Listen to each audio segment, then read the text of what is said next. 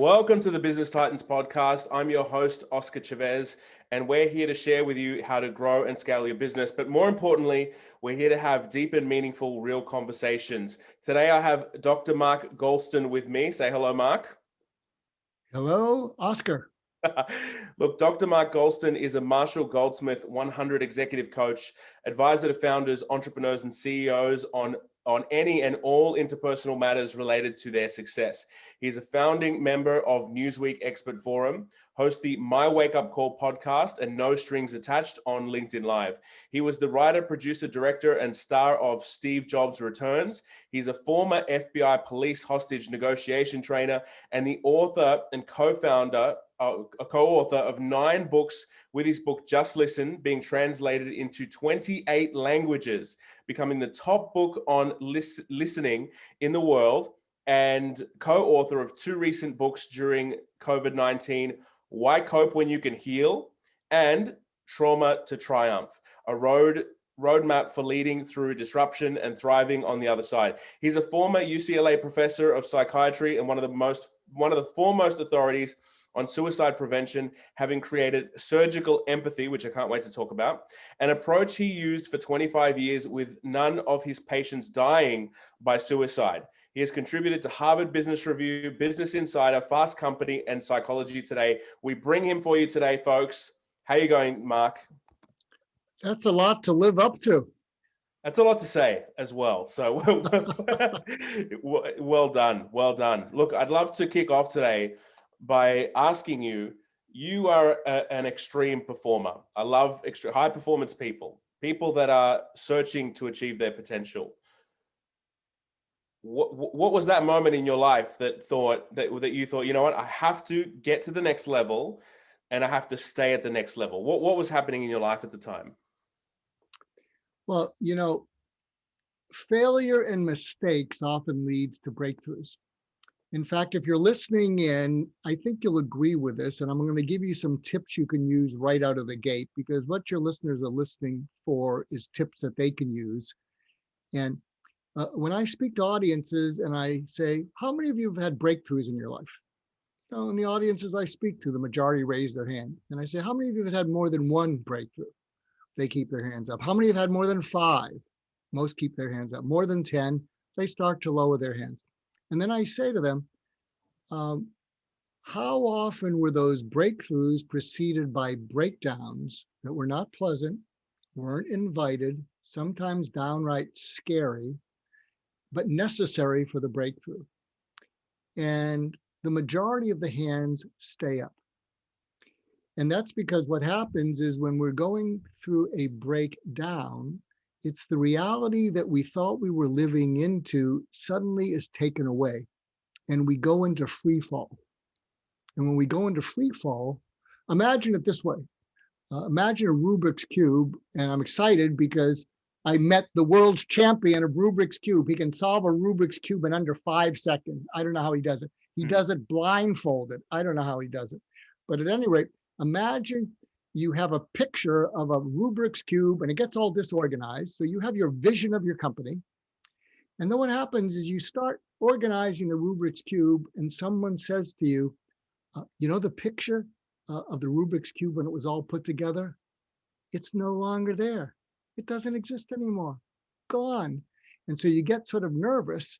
But what happens is if you don't get nervous and panicky, the Rubik's Cube and all the great habits you've established to being a high performer with persistence and focus, what happens is the Rubik's Cube starts to organize and it reconfigures itself to a new Rubik's Cube solution.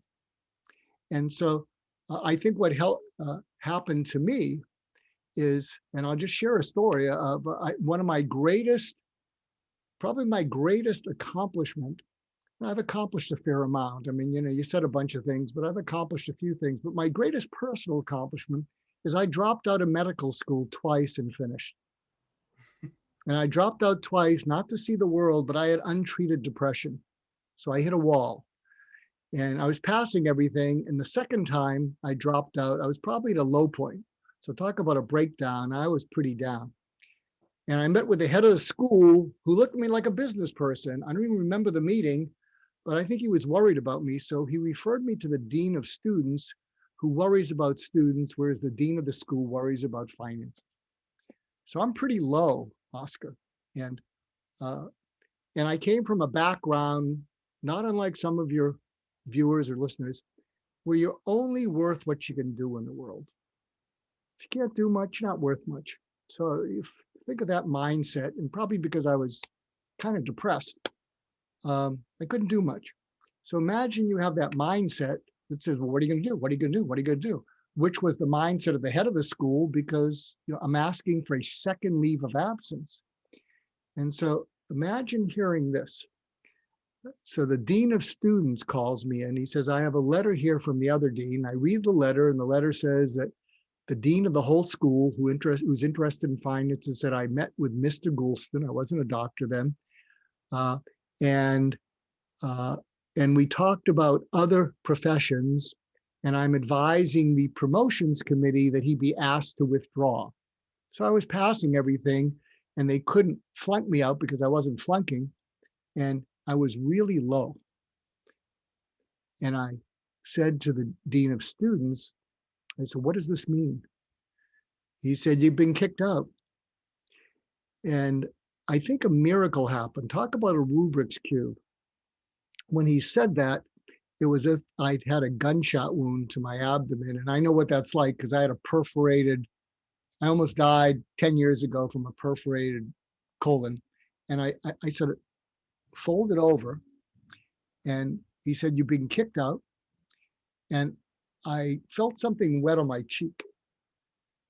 And I thought I was bleeding. And I'm not a spirit, I'm maybe spiritual, I'm not religious, but I thought I was bleeding. I kept looking at my fingers and I didn't know what it was. And imagine hearing this. When you come from a background, yeah, you're only worth what you can do. He said, Mark, you didn't screw up, meaning you're passing, but you are screwed up. But if you got unscrewed up, I think this school would be glad they gave you another chance. And so it started to get really wet on my cheeks because it was tears. I didn't know what he was hitting me with.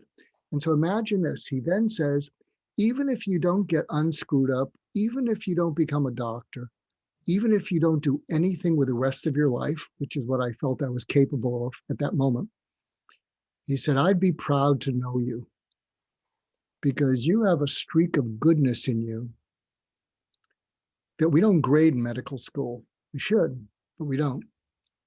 And you don't know how much the world needs that goodness. And you're not going to know it till you're 35, but you have to make it till you're 35. And then he looked at me and he said, look at me. And he pointed his finger at me. You look at me. And I'm looking at him. My eyes are just sobbing. And he said, you deserve to be on this planet, and you're going to let me help you. If he had said, if I can help you, call me, I probably would have had foolish pride, gone back to my apartment, and I probably wouldn't be here today. But he saw something in me that I didn't. He saw a future for me that I didn't. And he went to bat for me against the medical school at his own inconvenience. And that just flipped everything around. And so what happened is I took a year off, came back, and decided to become a psychiatrist because of what that felt like. And then I became a suicide prevention specialist, and I just paid it forward, what he did for me. So talk about a breakthrough. I realized that reaching into someone, having them look at you, and seeing something and seeing their pain and jumping in to help them and paying it forward, I didn't realize it could save lives, but it did. And so can I share an anecdote that will kind of give you the chills? Please, please. If you don't already have them already. So one of my next mentors after that dean of students was probably the top name in suicide prevention in the world. And he's passed away, but he was at UCLA when I was doing my psychiatry training. And he used to refer to me still suicidal patients who needed to be discharged because they weren't acutely suicidal. So you couldn't keep them there forever, but they were still suicidal. And I was fortunate because instead of going into some training, I got to just be with these people. And it was really interesting. And if you're listening, this is the importance of getting where your customer is coming from, as opposed to throwing stuff down their throat that they don't want and they don't need, and you have too much inventory of. Hmm. And so what happened is, as I was with people, I began to feel they were screaming at me with their eyes, you're checking boxes and I'm running out of time. So I let go of the boxes. And there was one incident that just changed everything and just cemented what I would do for 30 years. Well, this woman we'll call Nancy. That's not her name. She'd made 3 or 4 suicide attempts in the previous few years. She'd been in the hospital 1 or 2 months every year. Back then, you could be in the hospital that long. And I didn't think I was helping her. I'd seen her about 6 months and she'd come in 2, 3 times a week. She'd hardly look at me. And I didn't think I was making any progress. But that was as long as she'd gone without a suicide attempt or a hospitalization. And once a month, I would moonlight at a psychiatric hospital. So I'd cover for other doctors. I'd admit patients. I'd prescribe medicines, and I'd go look at the units at a state psychiatric hospital. And so sometimes you don't sleep for 24 hours or 30 hours. So I come in on a Monday into my office after I haven't slept, and there's Nancy. And if you're me, this is Nancy. She wasn't exactly catatonic, but she wasn't, I don't know, quite there. So I sit down with her, Oscar, and she's like this. And suddenly all the color in the room turns to black and white. So I'm looking and it's black and white and it's cold. And I thought I was having a stroke or a seizure.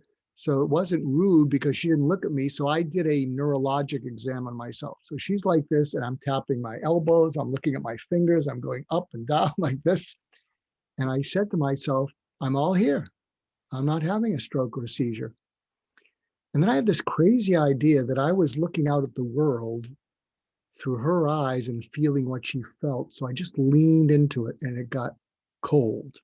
It got ice cold.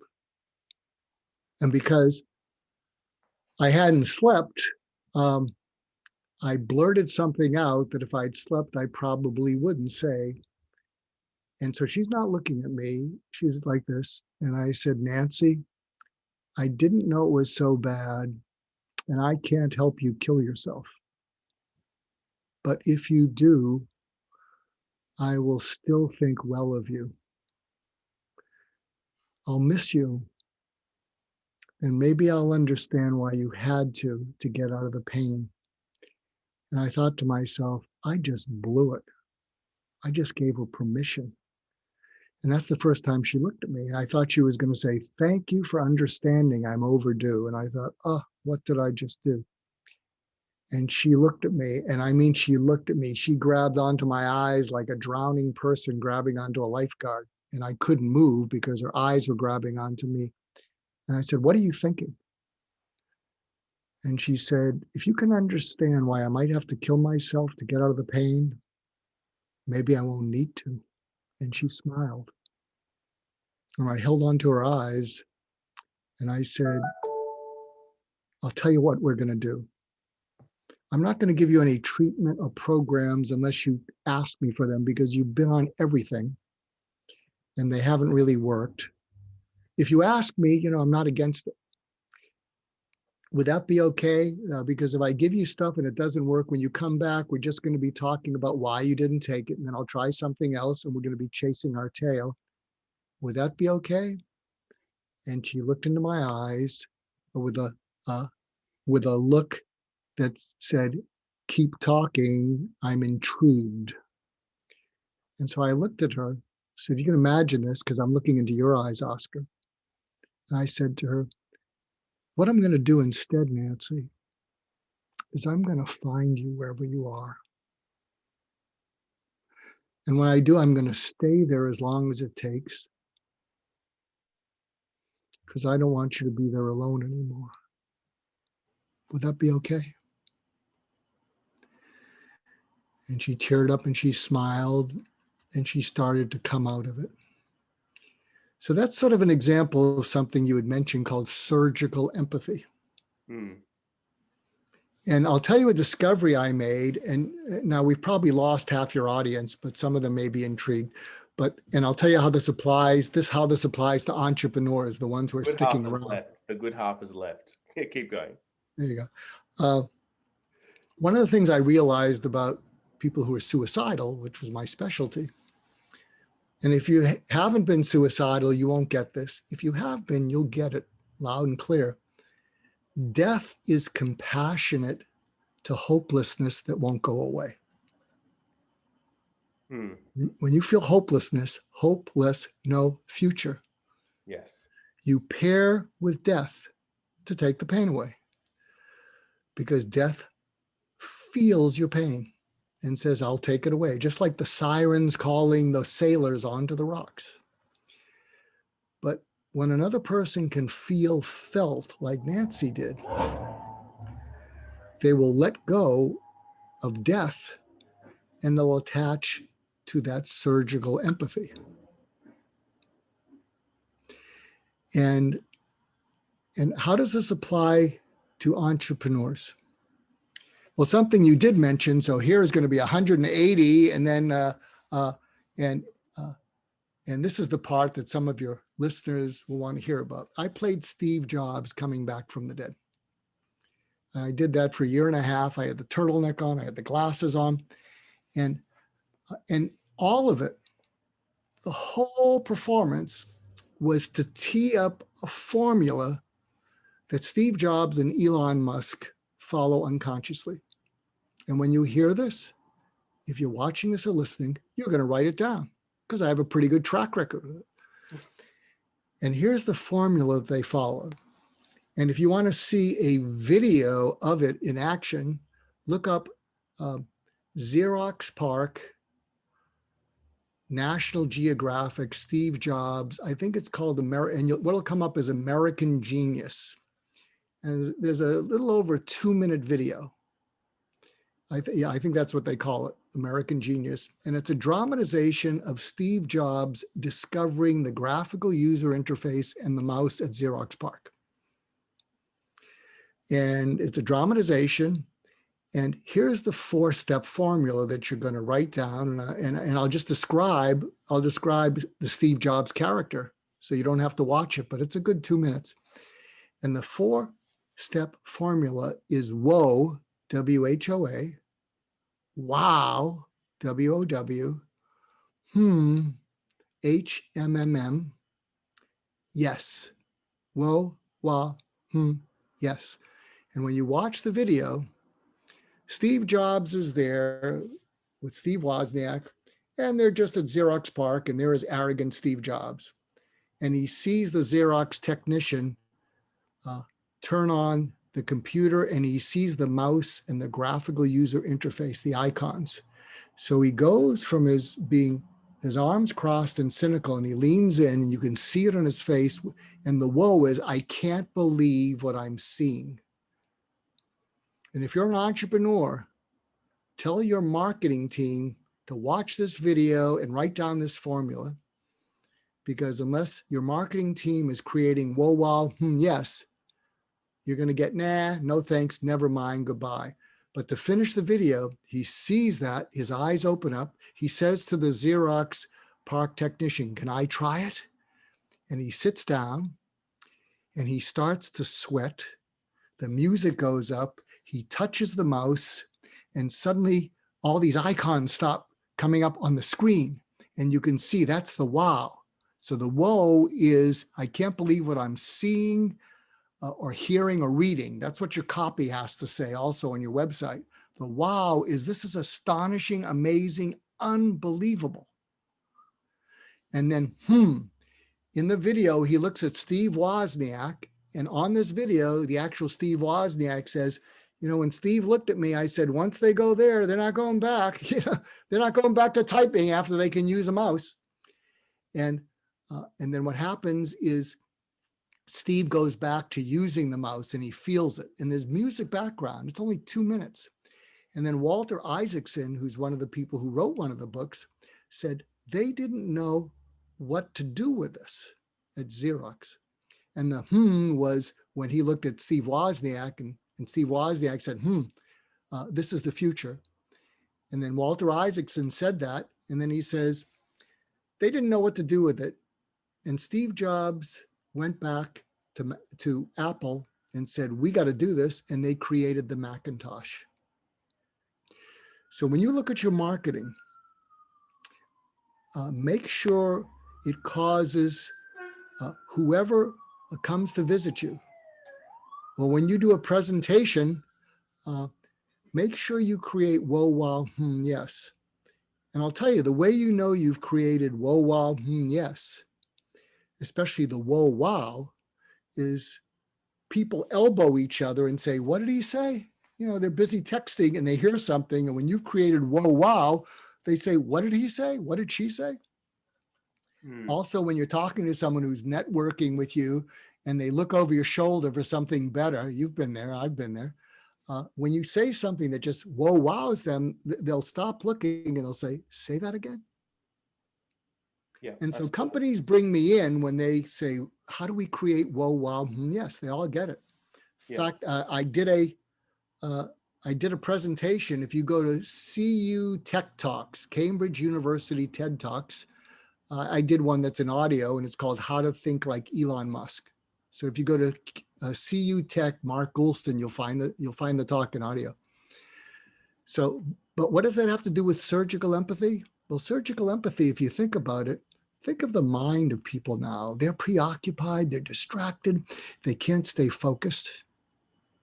And when you give them something that they can focus on, that causes them to go, whoa, wow, yes, that's surgical empathy. And I'll tell you a mistake that a lot of you entrepreneurs make. And I do my best to help you, but you're a tough crowd, especially if you're engineers, especially if you're technologists. Here's your problem. You try to be convincing too soon instead of being compelling. Compelling means you got to open their minds to want to listen to you before you try to convince them of what you have. But a lot of times what happens is you're so passionate about what you have, you know, even though you haven't sold any of your inventory, that you get so convincing, you drive them away. Yeah. And here's my definition of being the most compelling you can be. What's the least you can say that causes people to go, not whoa, wow, but what's that about? Say more about that. And I'm not finished with you yet. Here's an example of it. There's something called mental real estate. A friend of mine, Tony Baxter, helped design Disney Tokyo and Disney Paris. And he introduced the term to me. What is mental real estate? He said, Pirates of the Caribbean owns the word pirates in the minds of kids. So Disney owns pirates. How is that mental real estate? You come up with something familiar. And since everyone's cautious in this world because everyone's so overwhelmed, you come up with something familiar, but then you twist it. So the familiarity brings them in, that's the compelling, but then you twist it. But you don't go on and on. So in fact, even Oscar didn't know what I was going to talk about, but as he introduced me, he said the word surgical empathy. Those are two familiar words. Nobody knows what it means to put them together. Absolutely. But Oscar said, I want to hear more about that. And so that's mental real estate because empathy is too soft, especially for you techies. Surgical's pretty good. Put them together, surgical empathy. Gee, Dr. Goulston, what's that about? Compelling, compelling, compelling. Absolutely. So are you tracking with any of this, Oscar? Are you still awake, my friend? Yeah, no, it does, because the first thing from an entrepreneurial success perspective is the personal development part. So what you've outlined is that you've really gone deep into yourself. You've understood yourself at a deep level. You've developed a drive because part of motivation is sometimes it's moving away from the things you don't want to be. I love the quote, my worst nightmare in the world is meeting the version of myself that I could have been. And that's part of high performance. We've talked about personal development. Now we've talked about marketing, which is how people go out to the market and they evangelize their message. I now want to shift the gear and talk about the next segment in successful entrepreneurship, which is sales. And as an FBI negotiator, I mean, you would have been put into some really difficult situations.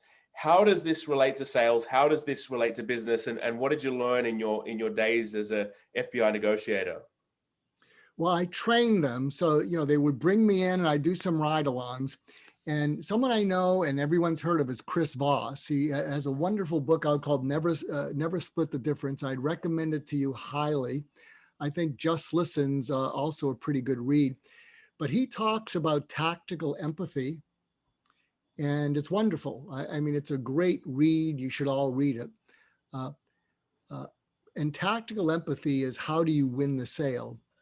Surgical empathy is how do you open them up to grab onto you? And I'll give you an example because I've been giving presentations to accelerator groups. So these are startups that, have a little friends and family going on. They're looking to get some money from people they're not related to. And so one of the things that I shared with them, and this is also worth writing down, and I'll give a link to Oscar. I gave a talk in Moscow along with a Nobel Prize winner named Daniel Kahneman. He wrote a book called Thinking Fast and Slow. Anybody who knows anything about economy and finance, and they know him. And my whole focus, and I can send you the video, the link to it, Oscar.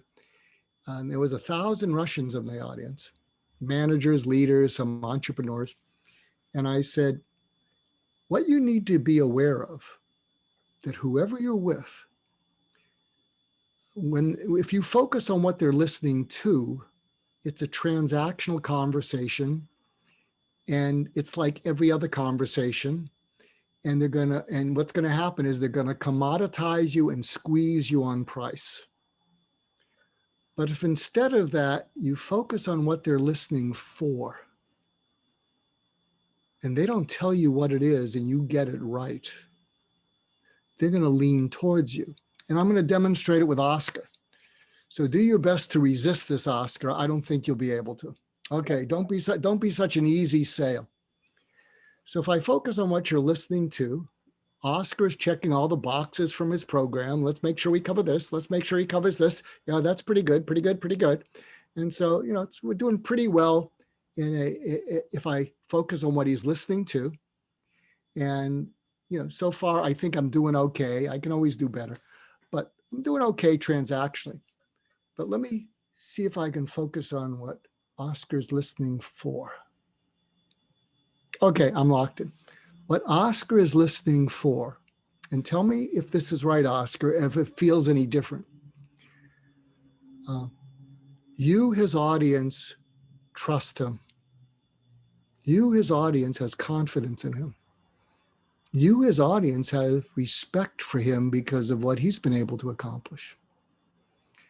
It's very important to Oscar that he not dishonor your trust, confidence, or respect. It matters to him. It matters to him that he give you value.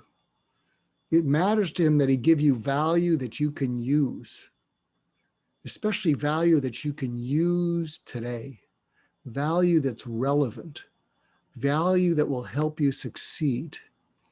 And he's listening for guests who can bring you that value. I hope I've done okay so far, but who knows? And I'll tell you what else he's listening for. He's listening for someone who has a best-selling book, but is a stiff, is boring, is unpostable. He has to protect his listeners and viewers from this person, even if it's a best-selling book. And then he has to go back and tell the person, I'm sorry, we couldn't use it. So he's listening for not only how to honor the trust, confidence, and respect of his listeners and viewers, he also wants to protect them from something that gives them no value. So is any of that accurate, Oscar? Absolutely. But you bring a waterfall of value. So I'm loving it. Well, I'm just about running out. No, I have a few more things to go. So here's what I'm doing with the accelerator groups. And here's something else to keep in mind if you're an entrepreneur. Now, maybe it plays different in other parts of the world. But when I speak to these accelerator groups, I said, have you ever been with investors and they smile at you and you think it's a yes? And then they don't give you their money? And they go, yeah, happens all the time. I say, first of all, investors don't smile. It's money. They don't smile. They don't have a sense of humor. Come on. I mean, you can come up with some sort of joke that you get away with, but they don't smile. They're smiling because it's a no and they don't want to be rude. They've already decided this is not for me, but I can't leave because I've only been listening for 4 minutes. So they're smiling, and here's what you do. Here's the script. I'm telling you. And you can even do this on Zoom. So now, unless you get smiles and you think they're yeses and, and they're ready to buy, well, then tell me that, I'm way off. But if you've been down the road where that smile is a polite no, then here's exactly what you do. I'm giving you tactics here. What you say to them is with this tone of voice, I'd like to pause for a moment. And they're going to be startled because you caught them tuned out. It's like waking up someone in the back of the classroom who's texting. You say, I'd like to pause for a moment. What? They don't know what to do. And then what you say to them, and you can do this in person or in a Zoom call. You take your hands and you put them next to each other.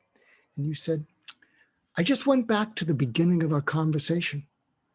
And when we met, we were like this. You were an investor, you had money. I had a company that needs money. We were kind of equals. But something has shifted. And now you're way, way up there and I'm way down here because you were looking for and listening for something that you didn't hear. Now, I tried to prepare for what I thought you'd want or what you'd need, put my deck together, but clearly I didn't hit it. So we still have a few minutes left. Can you tell me what you were looking for and listening for?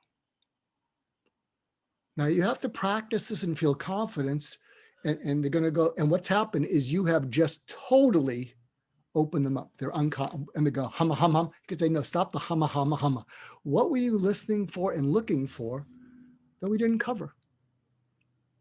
And then while they're not used to being disarmed like this, you say, can I tell you what, I had a conversation with some other investors. Can I tell you what their answer was? And they're going to say, yeah. Tell me what they said, because they don't have an answer. And you said, I don't know if you can relate to this, but these were investors like you. They're not the head of the firm. They're investors. And I don't know if you can relate to this. And it's happened more than once, actually 3 times. And what they said is they need a win. And when I said, what do you mean? They said, I brought in 3 investments that didn't meet expectations. Oh, they sounded so good, but they didn't meet expectations. And my boss, who had a lot of confidence in me, is starting to pause. So what I'm listening for is something that will be a win to make up for some of those things. Now, what I encouraged these startups to do early in their career, they want money. And I don't know if this will apply to you, but trust me on this. What I suggested to these startups is you've already lost it, because they tell you what they're looking for and you can try and fill in the blanks. But this is what you say instead. And you try and answer, what they were looking for, listening for, and you tell them. And if that's still not working, what you say is, can I drop what I'm talking to you about? And they're going to say, what? Because they've already dropped it. Yeah, can I drop it? And they're going to say, what's this about? I think focusing on a win is too small. I think what you should listen for is something that's going to get you promotion. or raise or bonus. So forget what I'm selling, forget my company. Let's spend a few minutes. What would look like something that would get you that raise or bonus or promotion? And let's not try to talk about numbers. I know it's all about numbers, but everybody can shift numbers the way they shift numbers. But tell me more about what it looks like. You know what your company's looking for. You know what they have confidence in. You can tell me about some of the big winners. And then what you can do is you can say, you know, my company's not the right investment, but I know 3 other companies because we're all networked, and I can send you some information, and I won't tell them, to come and pitch you, but I know a few other companies and I can send you some information. And if you're willing to take a look at it, I'll send you a little more information. And if you want, I'll make an introduction. So what has happened then? You let go of you and you focused on the investor's success. And then if you bring in those companies, forget about getting a commission, drop the money angle already. You're building a long-term relationship. And if you bring in those other companies and it's a good match, at the very least, they're going to be grateful to you. They may even say, hey, I got to reward you.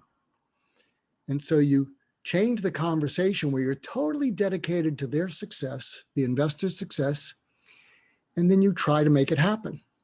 And by the way, you do this, the investor in those companies will always take a call from you because you've been so generous.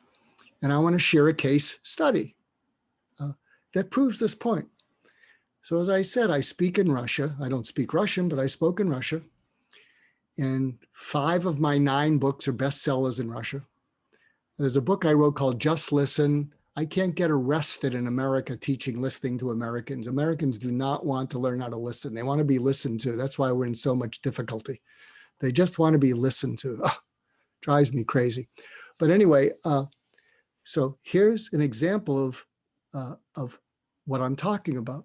So because I have these books in Russia and they're doing well, they set up an interview with a publication called RBC, which is one of their bigger business publications. So Ilya from RBC calls me. Doctor, this is Ilya. I got to interview you. And I said, Ilya, glad to speak to you. I'll tell you what I want from this article. And he's thinking, oh, pushy American. He said, what, doctor? I said, the only thing I care about, I want to give him suspense. The only thing I care about is that you write an article that the editor-in-chief notices and they give you a raise or a promotion. It's the only thing I care about. And he says, what, doctor? I said, I told you. And the good news is that's what we're going to try to turn this into. The bad news is I tell stories. I go in different directions. It's tough to sort of pull me together. I'm all over the place. So you're going to have to work hard to pull all the stuff I give you and turn it into an article like that. So I get to Moscow and the people putting on the event, they said, do you know that business publication? Do you know Ilya? I said, oh, yeah, we spoke about 5 months ago. They said, he wrote the article. It's gotten more views than any other article in the history of the publication, 460,000 views. Guess who can call Ilya back? Oh, I love it. I love it. And it's so interesting. And I want people to understand the flow of conversation here. We talked about personal development. We talked about tactical empathy. We talked about marketing. It was tactical empathy. Oh, sorry, not tactical. It was surgical empathy. Sorry, surgical, which I love that group of words. And we talked about sales, and you're talking about surgical empathy. So I get that, and it's amazing that you've done that, because usually people, when we go across domains and we have different types of conversations, they bring in different examples and different experiences from what they're doing. But you've got such a succinct way of really showing us that surgical empathy can just create a better life. Why is that? Why is it that the more value we give or the more we focus on others, why does that improve our lives, Dr. Mark? Well, because what happens is when you focus on the other person and you focus on what will make them most successful, happy, safe, you might be the only person who's focused on that. They're on guard because everybody in the world is hitting on them. I have I have my own podcast. You were terrific. My wake up call. And here's how I roll in the world. So my wake up call, I speak to wonderful people like Oscar. I have no idea what the downloads are, and I don't care. What I do is I speak to people like Oscar. I get them to open up a little bit, and I introduce them to my other guests and say, listen to each other's podcasts, and if you like each other, I'll introduce you. Go help the world. Go do something. And I've had people like Larry King on, Ken Blanchard, Stephen Covey, Tom Steyer. He ran for president here. A whole bunch of people. Margaret Heffernan from London, one of the top TED speakers. And the whole idea is to get them to open up, show that personal side of them, and then I matchmake, and I say, go help the world. And by the way, they'll always take my email, but I'm always giving them benefit. And also something, I'm going to have you on this too, because this formula of yours is driving me crazy. The BAHO. It's changed my life. Really? I love that. Yeah, and if you don't know what it is, you've been living under a rock, and it's beliefs, limiting beliefs. It's actions you change. You turn the actions into habits, and then you check the outcomes. Pretty simple. Pretty simple. It's great stuff.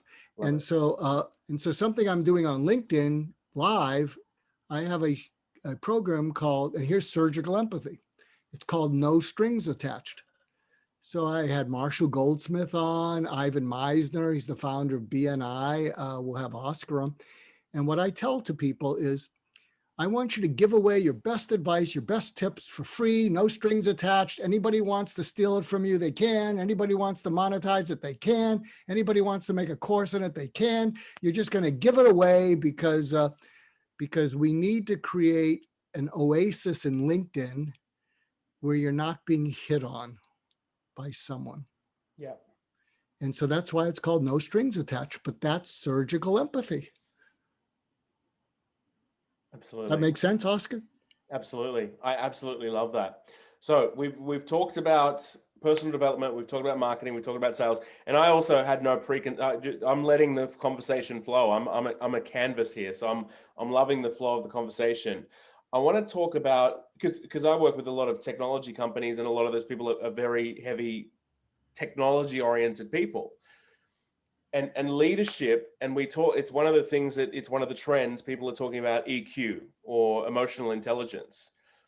How do leaders develop that? I mean, I was on a podcast recently on the Moved podcast, and he talked about angry manager syndrome. So as someone that floats around in corporate spheres, boards, there's a lot of people that are just very angry.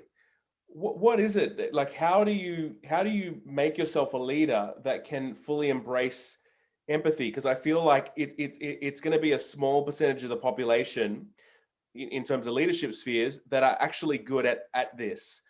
Oh, you know what it is? I'll tell you, leaders hate empathy because they're mediocre at it. And that's a compliment. They're actually much worse because they love strategy.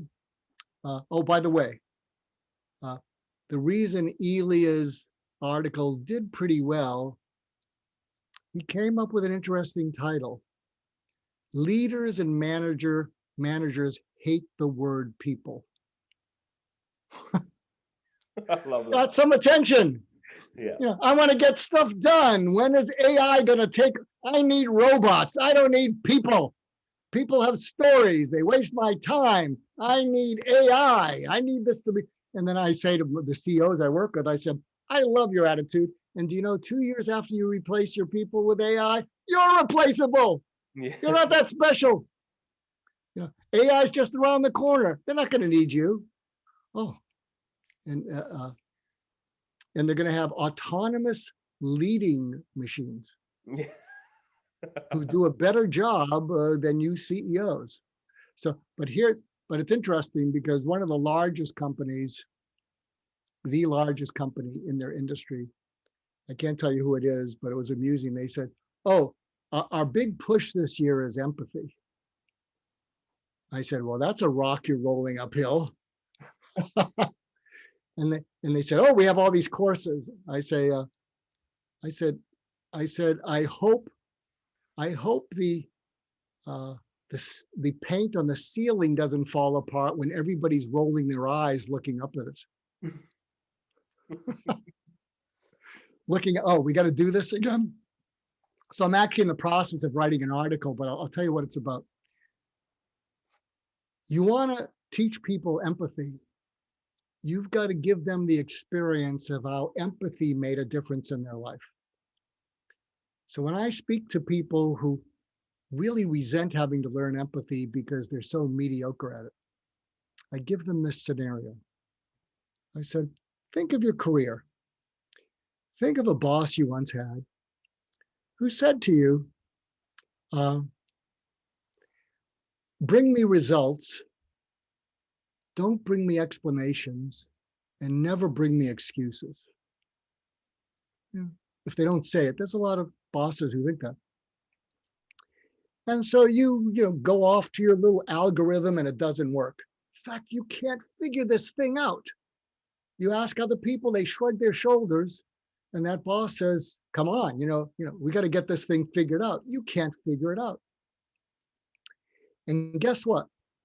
Not only can't you figure it out and he's pressing you or she's pressing you, you're not allowed to go home and have a bad attitude with your family. So you're not allowed to go home and kick the dog and be the sullen mom or dad. So you got to just suck it all in, and you're really about to explode. Also, you have some health issues, so you're not allowed to take it out by drinking too much and getting smashed and eating 5 pizzas. So you have no outlets for this. So how does that feel? And time is running out. And I said, ever been there? And they said, well, not that dramatic, but yes. And then what happens if you go home and you do explode at your spouse? Really explode verbally. And your spouse says to you, that's it. You don't know what I have to put up with you. Who the F do you think you are? Blah, blah, blah, blah, blah. And then they stomp out of the room and you think, oh, great. Not only am I stressed out, not only can't I figure this problem out, now I have to feel guilty because I've traumatized my spouse who I love. Great job. So in your head, you're not in the best place. But here's what empathy would do. So instead of that, imagine that spouse saying to you, instead of, I've had it, they let you vent and they look at you and they said, wow, that was so explosive and so mean. It's not who I know you are. What happened to you to drive you to that? And you go, what? You say, this is not you. What's happened to you to drive you to that? And you start to vent. You start to talk. I don't care if you're a techie, you start to cry. You start to feel relief. You start to calm down. Not only do you start to calm down, but you actually start to be able to think again because you calm down. Why?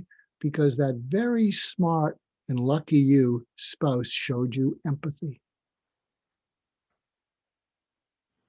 So I know that's a long story, but if you can see the analogy, why empathy matters is because there's your customer If it's a B2B customer, they're afraid of making a mistake, saying yes to you and having their boss throw them under the bus. Why'd you buy this piece of junk?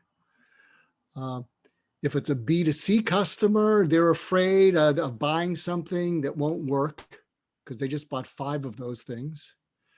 If it's one of your subordinates, they're already nervous because they hear the rumor that there's going to be layoffs. And then you yell at them, get me results. And if they're not thinking that clear anyway, because they hear the rumor of layoffs, they're not going to think much clearer when you say that.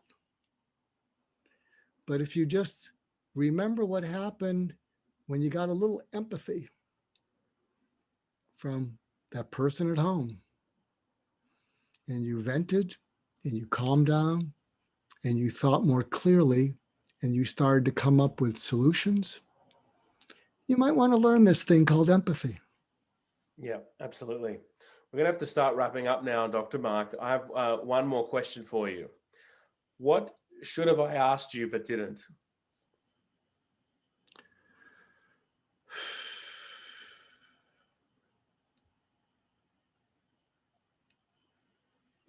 Well, I guess we've covered it. If there's one takeaway that you want the entrepreneurs watching and listening to take away from this,